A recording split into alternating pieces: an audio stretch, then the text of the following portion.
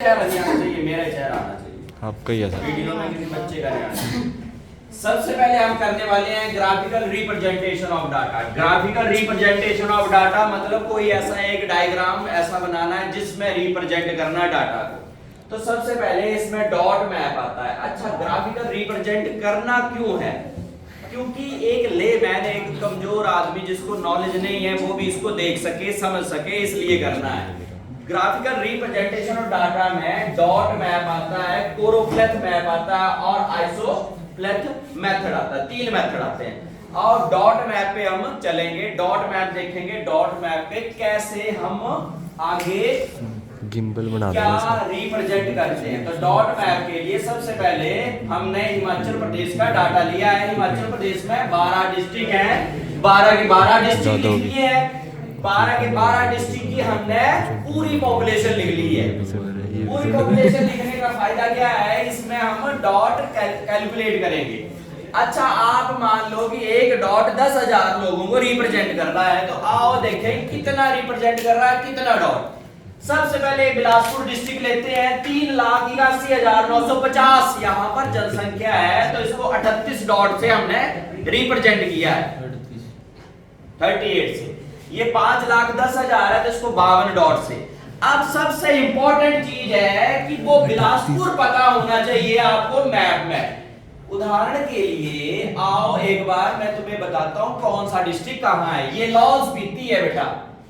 अगर बिलासपुर की बात की जाए तो ये हमीरपुर है, ये बिलासपुर है और ये ऊना है। इस बिलासपुर में आपको 52 डॉट लगाने पड़ेंगे, वो भी यूनिफॉर्म साइज के लगाने पड़ेंगे। डॉट का आकार एक जैसा होना चाहिए जैसे इस मैप में।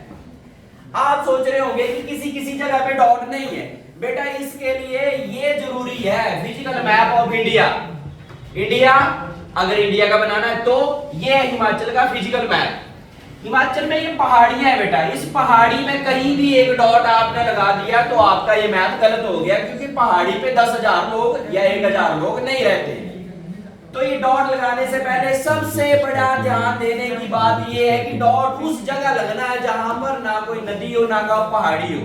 तो फर्स्ट रिक्वायरमेंट है physical map of Himachal Pradesh, then requirement है physical political map of Himachal Pradesh, physical map of Himachal Pradesh. समझ आ गया? फिर उसके थ्रू आपने डॉट लगाने। उदाहरण के लिए हम ये देख लेते हैं लाहौल स्पीति।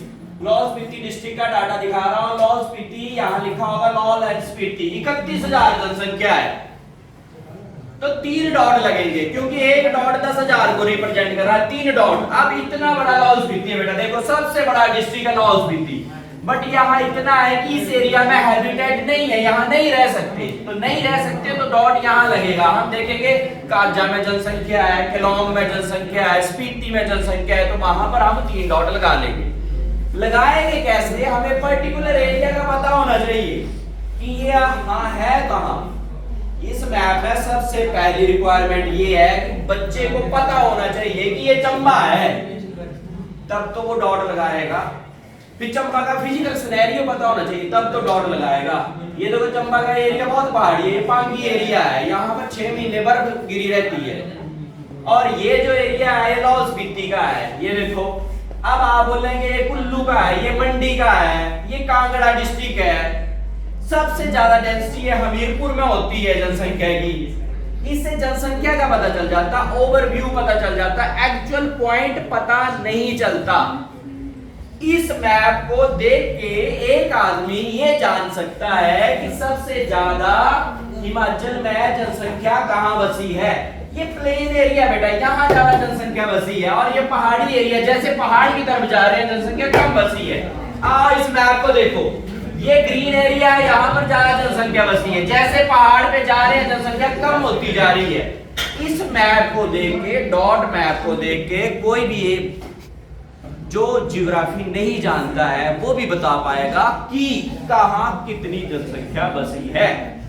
ये है इस मैप को बनाने का सबसे बड़ा पर्पस, उद्देश्य। Thank you.